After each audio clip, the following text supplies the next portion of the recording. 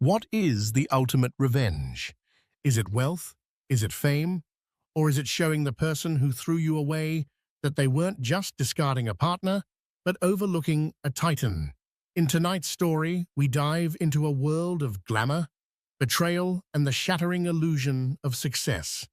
A self-satisfied millionaire, Richard Sterling thinks he has it all, a new, younger fiancée on his arm, and the envy of his peers. But he's about to learn a brutal lesson when his past walks back into his life, not with a whimper, but with a thunderclap that will bring his perfectly curated world crashing down around him. Stay tuned. The Air in the Celestial Club, a private rooftop bar overlooking the glittering sprawl of Manhattan, was thick with the scent of money. It was a heady perfume of expensive leather vintage scotch, and the self-assured fragrance worn by men and women who never had to look at a price tag. Richard Sterling breathed it in like oxygen. At 42, he was a king in this particular jungle, a self-made millionaire in the cutthroat world of private equity. He wasn't owed money, but he'd made enough new money to plate his life in a convincing facsimile of gold. Tonight was his coronation. He swirled the amber liquid in his crystal tumbler, the ice clinking a gentle, rhythmic applause to his success. His friends, or rather the collection of associates, rivals, and sycophants he called friends, were gathered around him. There was Marcus Thorne, a hedge fund manager with a predatory smile, and David Chen, a tech investor who spoke in valuations and exit strategies.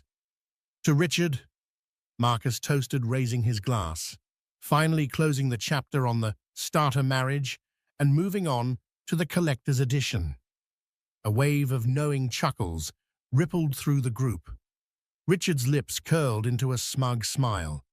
He glanced at the woman tucked under his arm, Faye Hayes. She was 25, with hair the color of spun gold and eyes the shade of a Caribbean sea. She was a model, an influencer, an aspiring actress, a perfect trinity of modern ambition. More importantly, she was a living, breathing testament to his status. She was his upgrade.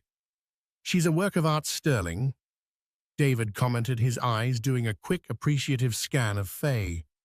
"A masterpiece. Only the best, David. You know my motto, acquire, improve, or divest," Richard said, his voice a low, confident boom. He gave Faye's waist a proprietary squeeze. She giggled, a musical sound that was perfectly rehearsed. She knew her role in this ecosystem. She was to be beautiful, adoring, and blissfully unaware of the subtle barbs aimed at the woman who came before her, his ex-wife, Isla. The thought of her was like a distant, faded photograph. Isla Vance, the woman he'd married when he was still just a hungry analyst with more ambition than capital. She had been sensible, grounded. She'd managed their first tiny apartment, celebrated his first big bonus with a home-cooked meal, and believed in him when his own self-belief was just borrowed bravado. She was the foundation upon which he had built his empire. And like all foundations, she was meant to remain unseen, buried beneath the gleaming structure he now inhabited. Their divorce had been civil on the surface, but Richard knew the truth. He had outgrown her. While he was learning to navigate boardrooms and yacht parties, she was talking about starting a small, sustainable textile business.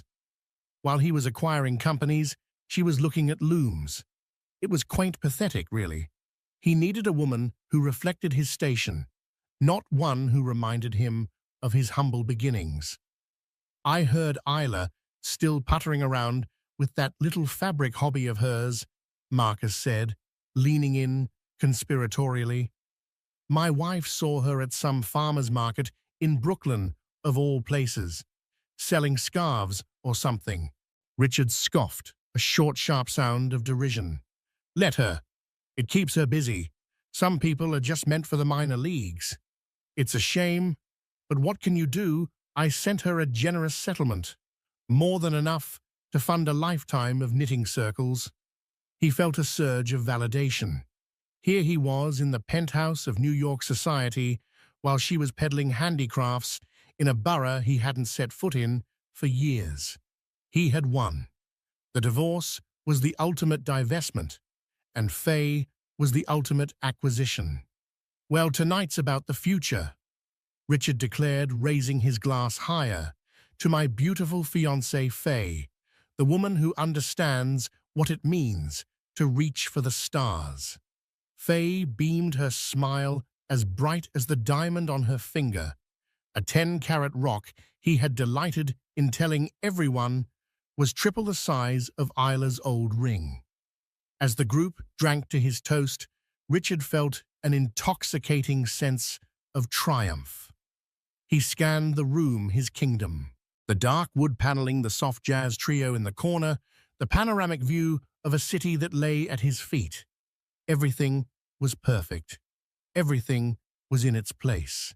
It was then that the grand double doors at the entrance of the club swung silently open. A change rippled through the room. It wasn't loud or sudden, but a subtle shift in atmospheric pressure, the way the air stills before a storm. Conversations lulled, heads turned.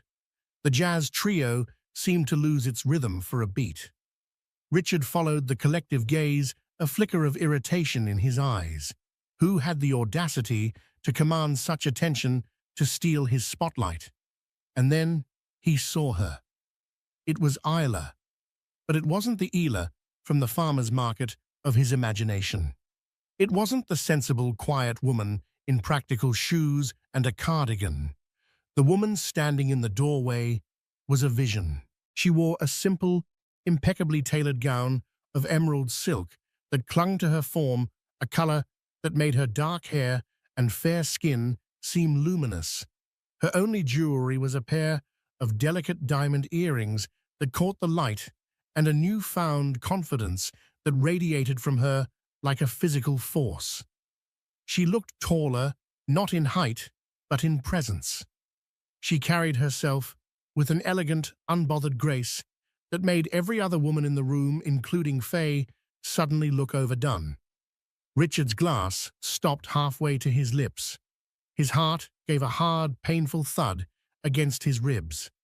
It was a disorienting mix of shock and a primal, unwelcome tug of attraction. This was not the woman he had divorced. This was someone else entirely. But the real shock, the blow that truly knocked the air from his lungs, was not Isla herself.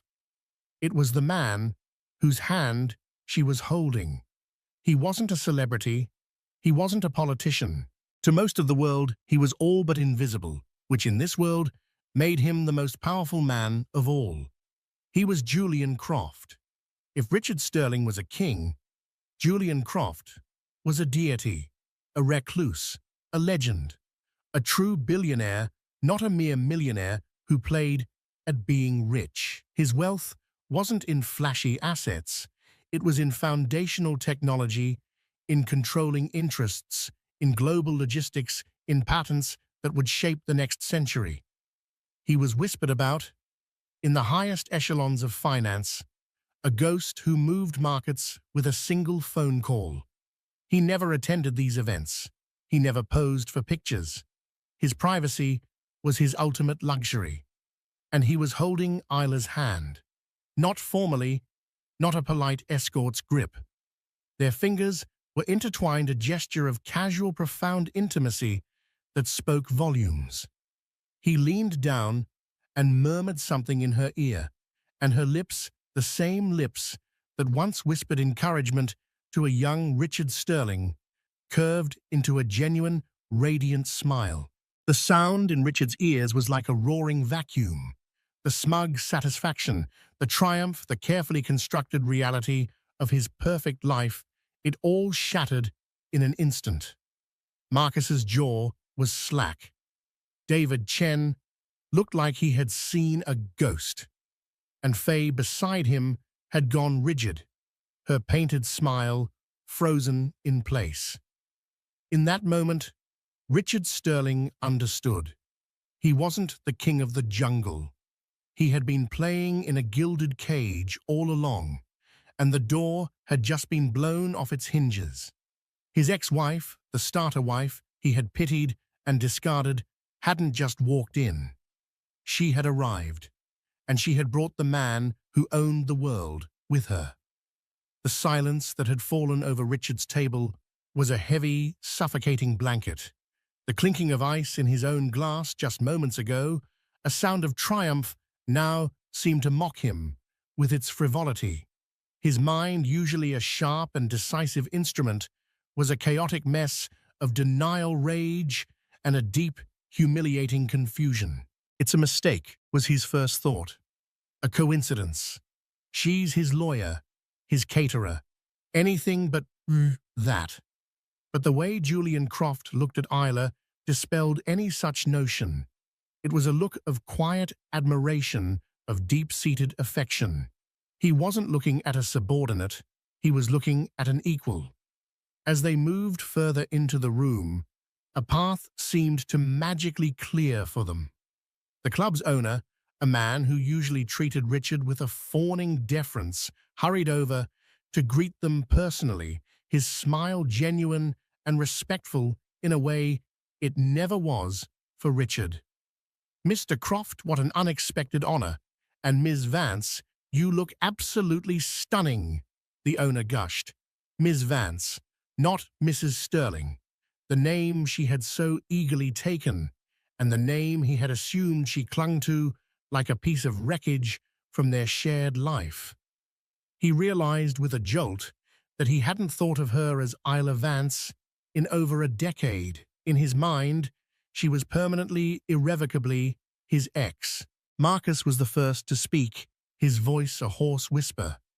Is that the Julian Croft?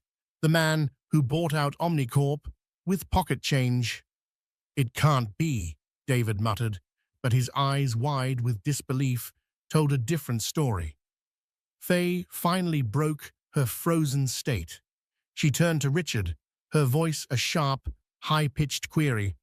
"Richie, who is that? Who is she with?" There was a new unsettling note in her tone.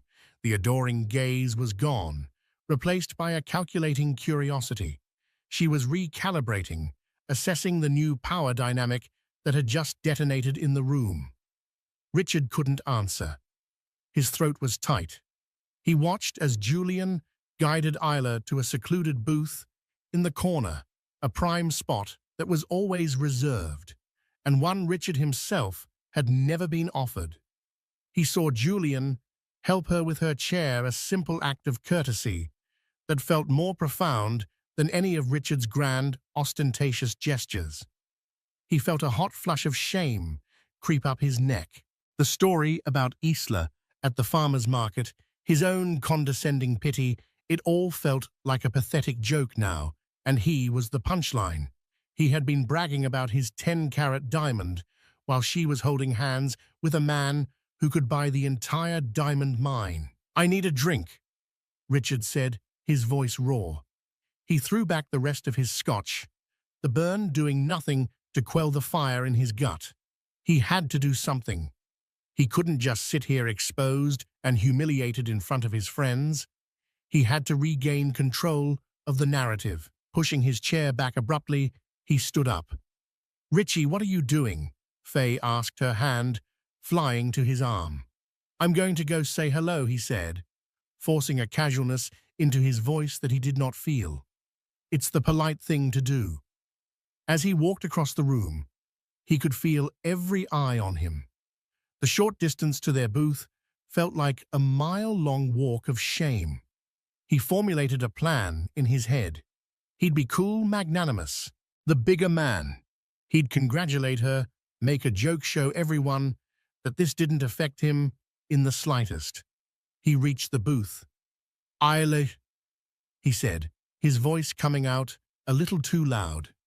She looked up, her eyes a warm hazel he had once known so well, were calm. There was no anger in them, no triumph, just a cool, placid recognition. It was that placidity that unnerved him more than anything. "Richard," she acknowledged, her tone even. Julian Croft's gaze flickered towards him. It was an unnervingly perceptive gaze, as if he could see straight through Richard's bravado to the panicked insecurity beneath. "Fancy seeing you here," Richard continued, gesturing vaguely around the opulent room. "Didn't think this was your kind of scene anymore." It was a subtle dig, a reminder of her quaint hobbies. Isla's lips curved into a faint, knowing smile. "My tastes have evolved." "Clearly," Richard said, unable to stop his eyes from flicking to Julian. He extended a hand, the picture of forced corporate friendliness. "Richard Sterling, I don't think we've been formally introduced." Julian took his hand. His grip was firm, relaxed, and utterly confident. Julian Croft. He didn't offer any more information. He didn't need to. "Richard and I used to be married," Isla supplied, her voice smooth as silk. The statement hung in the air, simple, factual, and devastatingly effective. It redefined him in that moment, not as a master of the universe, but as her past.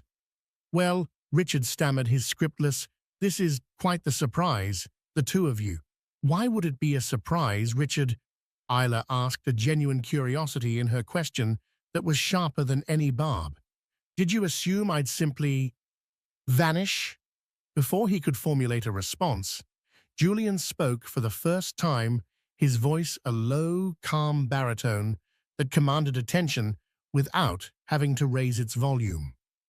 "Isla is a remarkable woman. The world is starting to recognize that. I'm just fortunate enough to be ahead of the curve."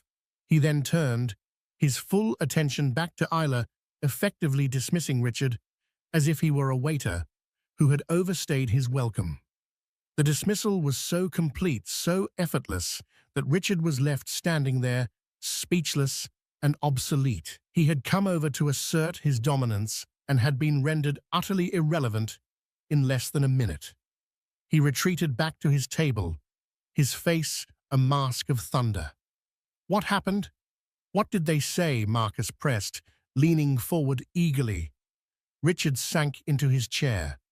"Nothing, we just caught up." But his friends weren't fools. They had seen the exchange. They saw the way Julian Croft had dismissed him. They saw the cool confidence in Isla. The power dynamic at the table had irrevocably shifted.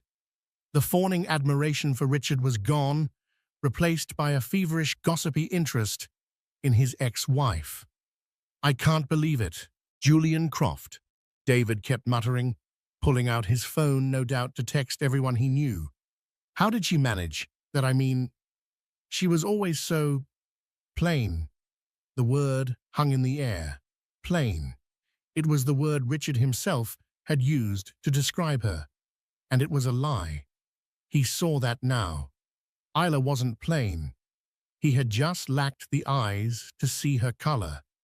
He had been so blinded by his own reflection that he'd missed the masterpiece standing beside him. Then came the twist that turned the knife. A man Richard recognized as Liam Hemsworth, the actor, approached Isla and Julian's table. There were handshakes, warm smiles. Richard strained to hear their conversation over the din. "Heard the news, Julian," Liam was saying. "Congratulations on the partnership. Vance. It's all anyone in LA is talking about. Sustainable, ethical, and revolutionary. You backed a real winner." Julian smiled. "I didn't back it. Isla built it. I'm just an investor. She's the visionary." Isla's face lit up with a pride that Richard had never seen before. "Liam, thank you. We're hoping to change the way the industry thinks about materials." Vance. The name of her company, her own name.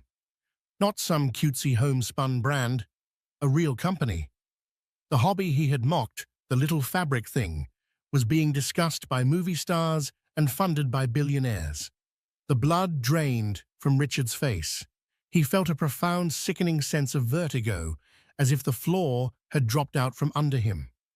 He had not just misjudged the woman, he had catastrophically misunderstood her ambition. He thought her world was small because he had tried to keep it that way. But it had grown silently powerfully and was now poised to eclipse his own. Faye, who had been watching him intently, finally spoke, her voice devoid of its usual sweetness. Her company. What company? Richard couldn't look at her. He just stared at his drink, at the melting ice in the bottom of his glass, a perfect metaphor for his dissolving reality. The king had been dethroned in his own court, and the woman he had cast aside was wearing the crown.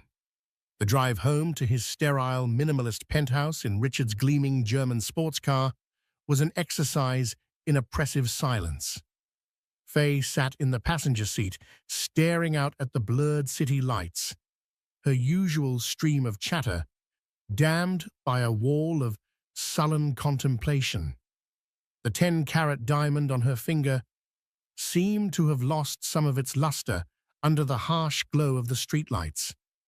When they finally arrived, she didn't wait for him to open her door. She strode into the apartment, her heels clicking an angry staccato on the polished marble floors.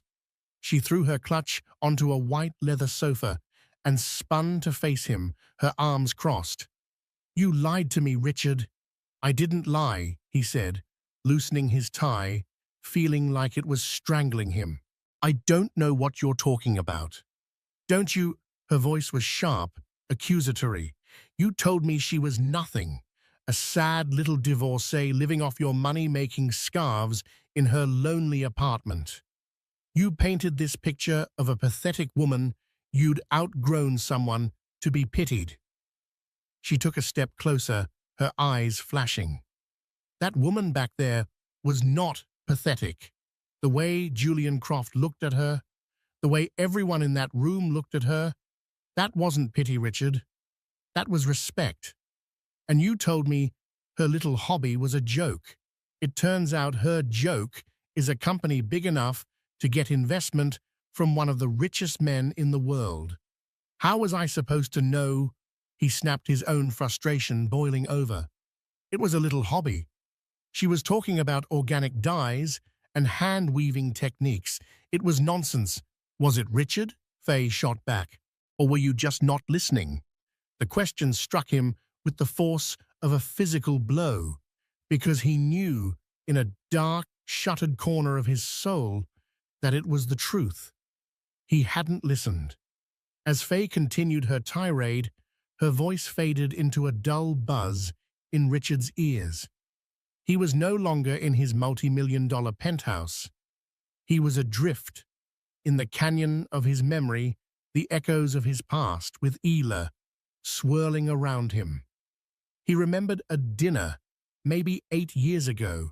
He had just closed a major deal, a hostile takeover that had earned him a 7-figure bonus and a reputation for being ruthless. He came home drunk on victory and expensive wine to find the dining table covered not with food, but with swatches of fabric in earthy tones of indigo, rust, and saffron. Isla's face was smudged with dye, her eyes bright with an excitement he hadn't seen in years. "Richie, look," she'd said, her voice alive with passion. "I did it. I finally perfected the process. It's a textile made from a blend of recycled silk and bamboo fiber. It's as strong as canvas, but feels like cashmere. And these colors, all derived from vegetable waste, onion skins, avocado pits. It's completely sustainable. No chemical runoff, no environmental impact." He had stared at the fabrics blankly, his mind still buzzing with spreadsheets and market caps. "That's nice, honey," he'd said, his tone dismissive. He dropped his briefcase on the floor. "Can we clear this stuff off? I'm starving and I want to celebrate. Call up Le Bernardin and see if they can squeeze us in." The light in her eyes had dimmed. "Oh, okay, I just thought this could be something. A real business. I've even drawn up a preliminary business plan. Vance Textiles." He had laughed then, not a cruel laugh, but a patronizing one, the laugh of a husband indulging his wife's cute little project. A business sweetheart, that's adorable. But let's be realistic. You're going to compete with giant manufacturing plants in Asia with onion skins stick to decorating the house. I'll handle the business side of things in this family. He had tossed her business plan, a folder she had clearly spent weeks on, onto a side table without even opening it. He never looked at it again. That night, he had taken her to Le Bernardin, bought her champagne, and talked endlessly about his own triumph, never noticing the silence that had settled over her, a silence that, in retrospect, had never truly lifted. Another memory surfaced. Ela, a few years later, showing him an article in a niche design magazine about the rise of ethical fashion. "See," she'd said, a quiet desperation in her voice. "The world is changing. People are starting to care where their products come from. This is the future, Richard." He had glanced at the magazine and scoffed. "The future is technology and scalability, Isla, not a handful of hippies willing to pay a fortune for an ugly burlap sack. It's a fad. Focus on planning the charity gala. That's important for my image." He had actively, repeatedly steered her away from her ambition and toward the role he had assigned her, the supportive, socialite wife. He hadn't just been ignorant of her potential, he had been the primary obstacle to it. He saw her passion not as something to be nurtured, but as a distraction from her duties as Mrs. Sterling. And Julian Croft, how had she met him? Richard pictured a glamorous party, a chance encounter, but his gut told him that was his own fantasy, his own limited worldview. The truth was likely far more impressive and far more humiliating for him. He was right. Isla had not met Julian at a party. After the divorce, armed with a settlement that Richard had considered a generous golden parachute, Isla had done the one thing he never expected. She invested it all in herself. She leased a small workshop in the Brooklyn Navy Yard, bought 2 state-of-the-art looms, and hired a textile engineer who had just graduated from Pratt. For 2 years, she worked relentlessly, refining her product, building a supply chain, and operating in near total obscurity. She got her first break not at a farmer's market, but at a high-level symposium on sustainable technology. She had paid the exorbitant entry fee with the last of her capital, securing a tiny 10-by-10-foot booth in the back of the hall, surrounded by billion-dollar tech corporations. For 2 days, she was mostly ignored. Then, on the final afternoon, a man in a simple gray suit, without an entourage or name badge, stopped at her booth. He didn't glance at her products, he studied them. He picked up a swatch of her bamboo silk fabric, rubbing it between his thumb and forefinger. He read her technical specifications, his eyes scanning the data on tensile strength and dye composition. "This is remarkable," he'd said, finally, his voice quiet. "The carbon footprint is virtually zero, yet the quality is higher than fabrics produced with 1,000 times the environmental cost. How did you solve the fiber consistency problem?" It was Julian Croft. He hadn't been drawn by flash or marketing. He had been drawn by the data, by the brilliance of the solution. They talked for 2 hours, not about money or fame, but about process innovation and ethical imperatives. He saw the genius in what she had created, the very thing Richard had dismissed as nonsense. By the end of the week, his venture capital firm had signed a letter of intent to provide seed funding. It wasn't a romantic gesture. It was a shrewd business decision.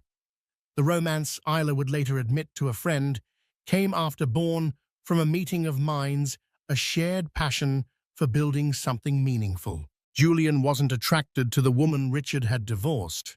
He was attracted to the woman she had become in spite of him. Back in the penthouse, Faye's voice finally cut through Richard's reverie. "And you just stood there, looking like a fool. Do you have any idea how this makes me look?" Richard looked at her, then truly looked at her.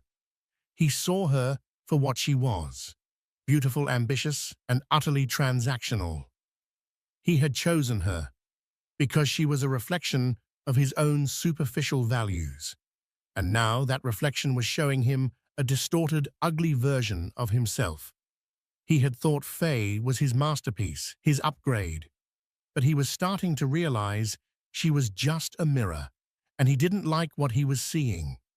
His world wasn't just unraveling because of Ila's success.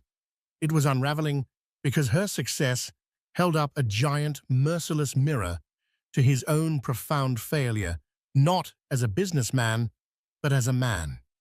He hadn't just lost a wife. He had discarded a fortune and hadn't even been smart enough to know it.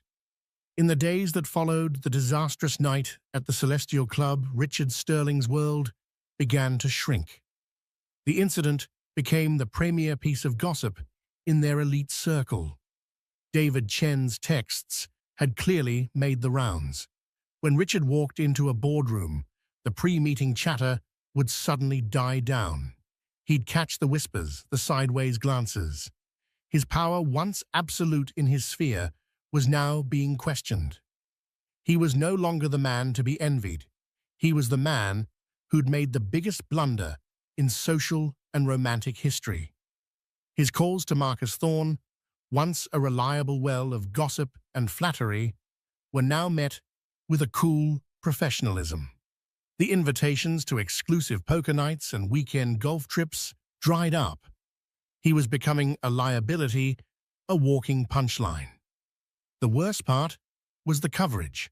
Vance Textiles was suddenly everywhere.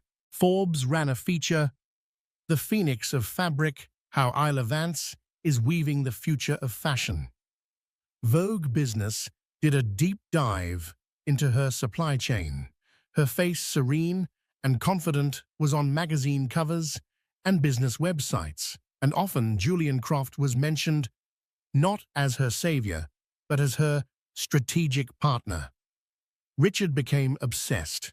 He spent his nights scrolling through articles about her, his stomach twisting with a toxic cocktail of jealousy, regret, and pure, unadulterated rage.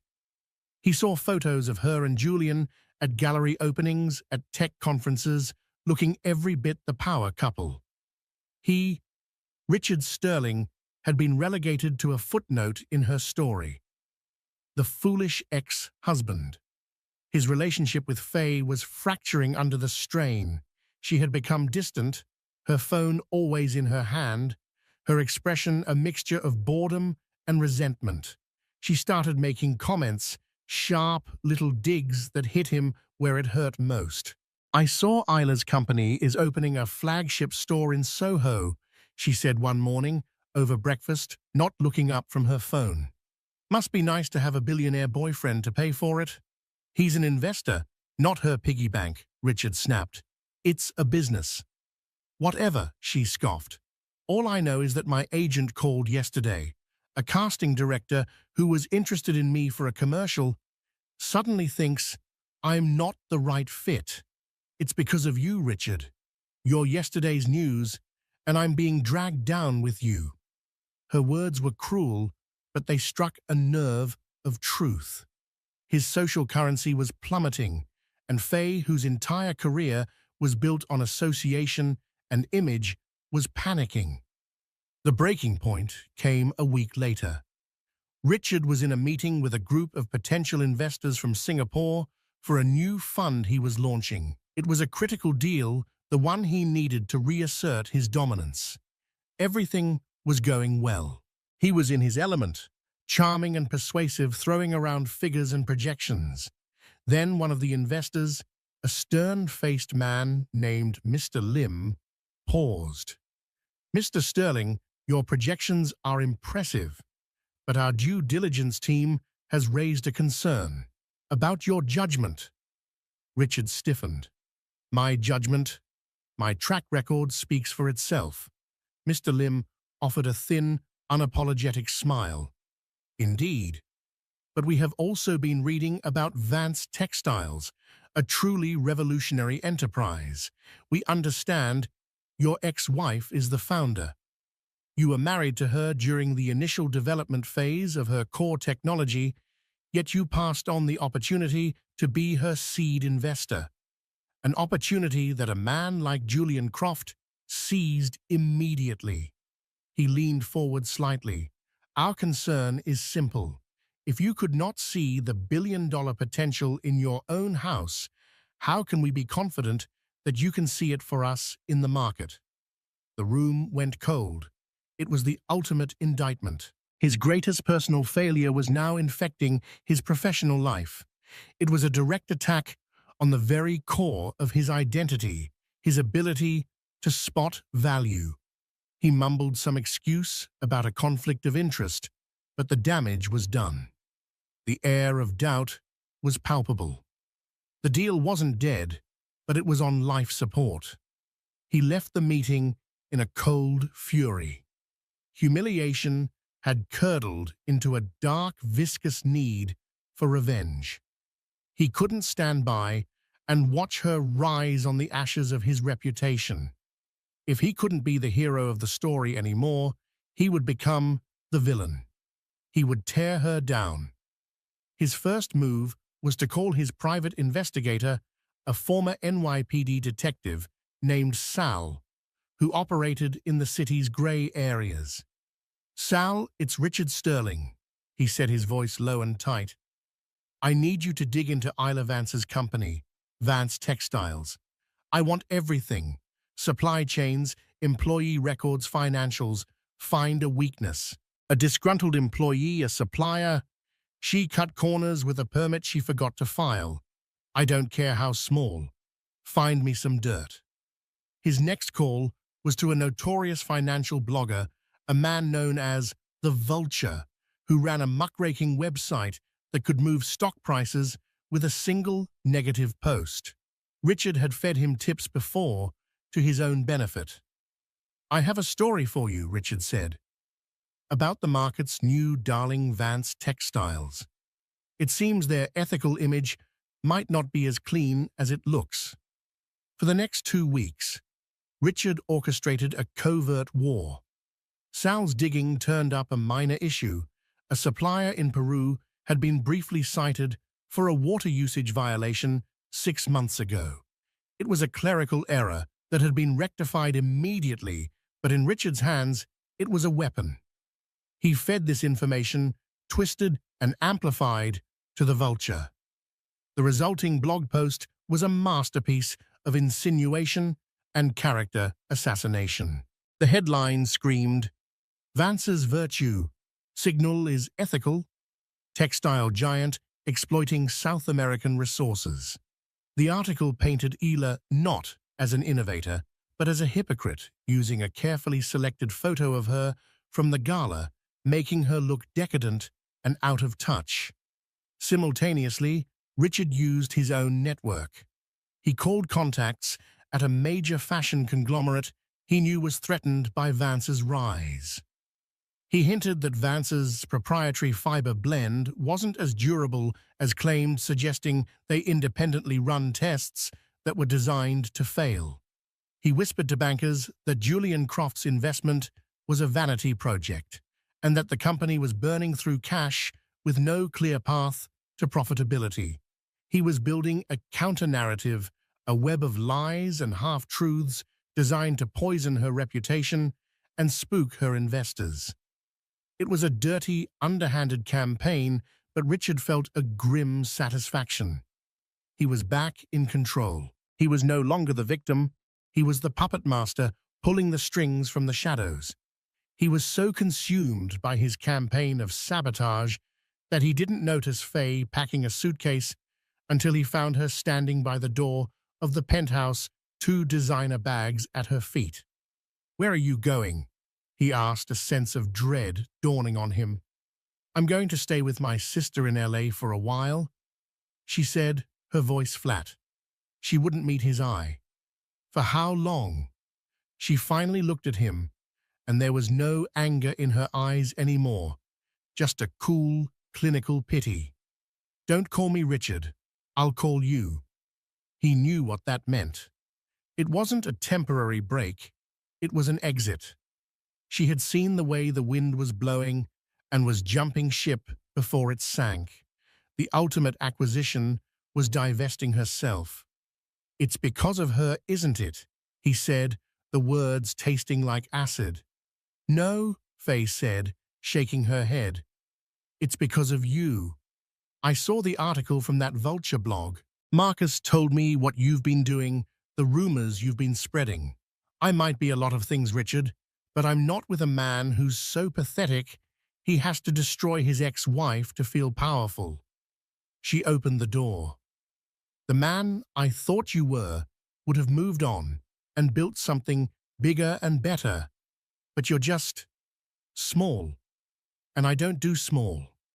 The door clicked shut behind her, the sound echoing in the vast, empty apartment. Richard stood there alone, surrounded by the trappings of a success that now felt hollow. He had launched his empire, but in doing so, he had lost his fiancée, his friends, and the last vestiges of his own self-respect. And he was about to find out that the war he had started was one he was woefully unprepared to win. The invitation, printed on thick pearl-white cardstock, arrived in a sleek black courier envelope that felt more like a subpoena than a request for his company. It was for the annual Innovator of the Year awards at Lincoln Center, the glittering apex of the tech and business social calendar. In previous years, Richard's attendance was a given.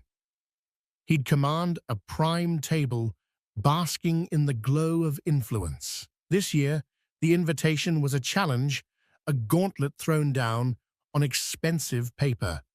The keynote address and the evening's highest honor, Innovator of the Year, was to be awarded to Isla Vance. His first instinct was to burn it, to pretend it never arrived. But cowardice was a luxury he couldn't afford. Not showing up would be a white flag, a public admission that she had broken him. No, he had to go.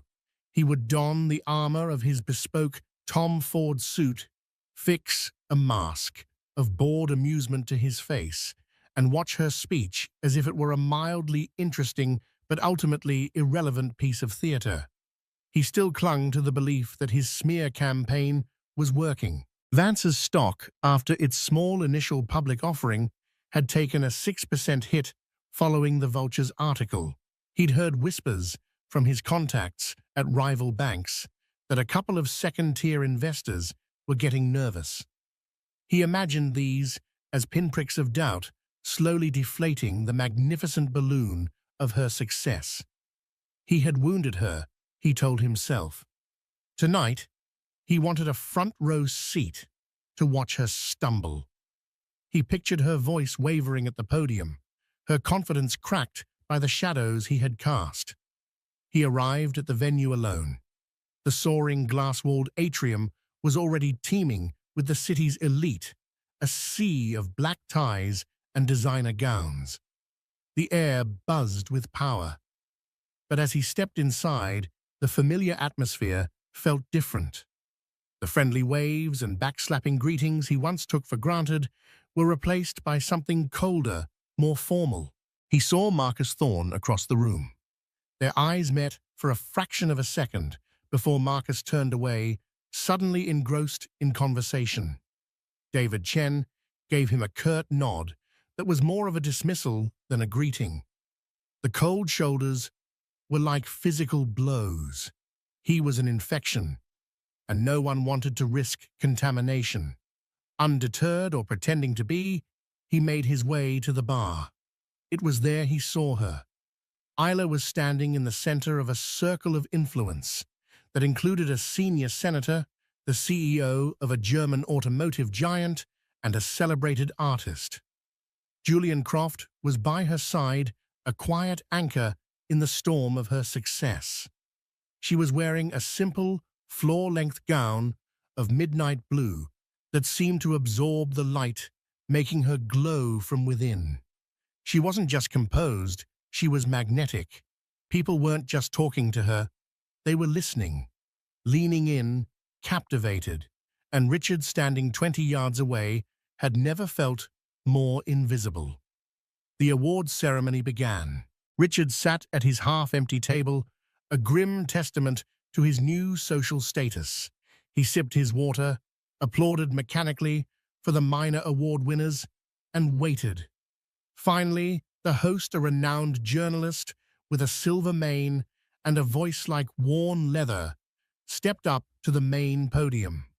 Our final award tonight, the Innovator of the Year, is for more than just a successful quarter or a clever product. The host began, his voice filling the cavernous hall. It goes to an individual who has not only disrupted an industry, but has sought to redefine its very soul.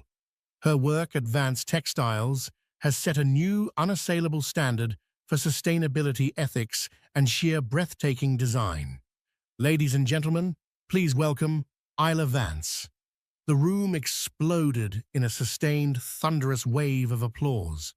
Richard forced his hands together, the repetitive slap of his own skin, a hollow alien sound in the roar. Isla walked to the stage with an unhurried, liquid grace. She didn't look nervous. She looked like she belonged there. She reached the podium, took a moment, and a genuine warm smile spread across her face, lighting up the massive screens on either side of the stage. "Thank you," she began, her voice clear, steady, and resonant. "To be recognized for innovation is the greatest honor I can imagine. Because innovation at its core is about seeing what isn't there and asking, why not? It's about looking at a broken system and believing, truly believing, that you can build a better one." She spoke beautifully about her journey, her initial inspiration, her belief in a world where business could be a force for good. It was eloquent, inspiring, perfectly calibrated. Richard felt a flicker of smug satisfaction. She's taking the high road, he thought, ignoring the controversy. A classic, weak PR move. And then, just as he was settling into his cynical comfort, her tone shifted. The warmth remained, but it was now underpinned by a core of pure steel. "But innovation doesn't happen in a vacuum," she said, her eyes sweeping across the audience, and for a heart-stopping moment, they seemed to lock directly onto his. "It is often met with resistance, not just from the market, but from the inertia of old ideas, and sometimes from a place of fear, a place of malice." A profound hush fell over the room. You could hear the clink of a fork 100 tables away. Richard's heart began a low, heavy drumbeat against his ribs. "Here we go. In recent weeks," Isla continued, her voice as calm and implacable as a rising tide, "my company has been the subject of a series of targeted, anonymous attacks. Allegations have been made, designed to undermine our credibility and instill doubt in our partners, our investors, and our customers. These attacks were built on a foundation of twisted truths and, in some cases, outright fabrications." He could feel the heat in the room rising, the collective intake of breath. This was no longer an awards speech, it was a public execution. The anonymous sources claimed, for instance, that a Vance supplier in Peru was exploiting local water resources, she said. What these sources failed to mention was that the citation they referenced was for a minor clerical error, which was rectified within 24 hours. They also failed to mention this. The massive screen behind her lit up. It wasn't a static photo. It was a short, professionally shot video. A man in his 60s, with a kind, weathered face, appeared speaking in Spanish with English subtitles. The caption identified him as the mayor of the Peruvian town. Vance Textiles is not a corporation that takes, the mayor said, his voice thick with emotion. They are a partner that gives. After the citation, they didn't just pay a fine. They co-funded a state-of-the-art water purification facility for our entire community. My people have clean drinking water for the first time in a generation because of Isla Vance. The video ended with a sweeping drone shot of the gleaming new facility. A wave of stunned murmurs rippled through the audience. Richard felt a cold knot tighten in his stomach. They also whispered that our proprietary fiber blend was weak, that it couldn't stand up to industrial use. Isla went on, relentless. We thought that was a fair question, so we sent our fabric to the top materials science lab at MIT for independent stress testing.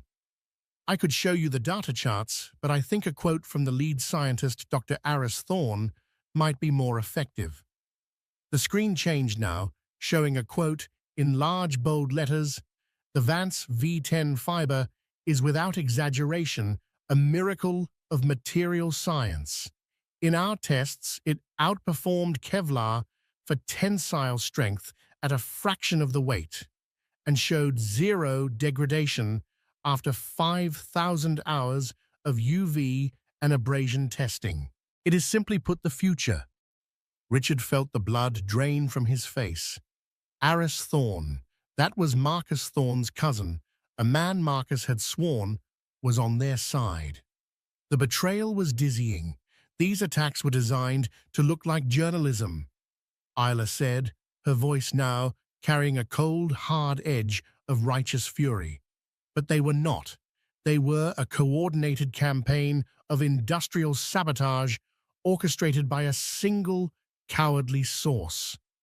A source who attempted to poison our company from the shadows because he lacked the courage to face us, or perhaps himself, in the light. He could feel the eyes now, hundreds of pairs of them, turning towards him like heliotropes to a dying sun. He was the only person in that room with the motive. Everyone knew his story. Everyone knew he was the foolish ex-husband. He wanted to shrink, to disappear, but he was pinned in place by the weight of their collective gaze. Isla paused, letting the silence stretch, letting the accusation hang in the air and solidify. There is an old saying, people who live in glass houses shouldn't throw stones. I've learned this is especially true when your opponent's house is made of bulletproof glass and your own is built on a foundation of sand. Then she delivered the final devastating blow, the coup de grace. The source of these attacks believed he was acting with perfect anonymity. He hid behind encrypted emails and shell accounts, but in a world of digital forensics and immutable ledgers, true anonymity is an illusion for amateurs. The screen behind her changed one last time. It displayed a complex but terrifyingly clear flowchart. At the very bottom was the logo of the Vulture's blog. Arrows pointed up from it to various nodes, shell companies, offshore accounts, a known private investigator named Sal. It was a map of Richard's entire conspiracy, and at the very, very top, a single line fed into the entire network. It was a screenshot of an encrypted email sent to the Vulture, and circled in glowing, unforgiving red at the top of the screenshot was the sender's IP address. Our cybersecurity team, which happens to be the best in the world, traced the digital breadcrumbs back to their source, Isla said, her voice as calm and final as a judge's gavel. That IP address is registered to a dedicated private server at a penthouse apartment on Park Avenue, an apartment owned and operated by Sterling Equity Holdings. A collective audible gasp swept through the auditorium. It was the sound of a reputation dying. It was the gunshot in the silent room. Richard felt the world tilt and go grey at the edges. His suit felt too tight, the air too thin. He was exposed, utterly, completely, and irrevocably. He had been a predator playing in the dark, and she had just turned on the stadium floodlights. Ursula looked directly at him, then across the vast expanse of the room. Her gaze was piercing, unwavering, and devoid of hatred. What he saw in her eyes was far worse. It was pity. It was a profound, dismissive finality. She hadn't just defended her castle, she had turned his own siege weapons against him and leveled his glass house until nothing remained but glittering, pathetic shards. Innovation will always have its enemies, she concluded, turning her attention back to the rapt audience. But the future does not belong to those who try to tear things down. It belongs to those who build. Thank you. She walked off the stage to a deafening, unanimous standing ovation. It wasn't just applause for her company, it was a roar of approval for her character, a celebration of her victory over the petty, bitter man who had tried to ruin her. Richard sat paralyzed, a statue of shame in the center of the room. His phone, which he'd set to silent, began to vibrate against his leg with a frantic, ceaseless intensity. He didn't need to look. He knew who it was. The Singaporean investors, his lawyers, the SEC, the press. He looked up and saw Julian Croft waiting for Isla at the side of the stage. He wasn't smiling triumphantly. He simply handed her a glass of water and watched her with an expression of immense, quiet pride. He hadn't fought her battle for her, he had trusted her, armed her, and given her the space to win her own war. In that searing, clarifying moment, Richard Sterling finally understood the chasm that separated him from a man like Croft. Richard bought things, companies, loyalty, women he saw as beautiful objects. Julian Croft invested in people, and in Isla Vance he had made the investment of a lifetime. Richard, in his blind and bitter arrogance, had made the single worst trade of his entire career, and the bill had just come due in front of the entire world. And there you have it, Richard Sterling, the man who thought he could divest his past like a bad stock, learned the hardest lesson of all: true value isn't something you can buy or sell. It's something you build. Isla didn't need a billionaire to save her. She just needed to be free of the man who was holding her back, and the rest was history. She found a partner who saw her worth, not a man who saw her as a reflection of his own. What did you think of Isla's ultimate comeback? Was Richard's downfall deserved? Let us know in the comments below. We read every single one. If you were captivated by this story of empowerment and sweet, sweet revenge, please give this video a huge thumbs up. Share it with someone who needs a little inspiration, and most importantly, hit that subscribe button and turn on notifications so you never miss another story. Thanks for watching.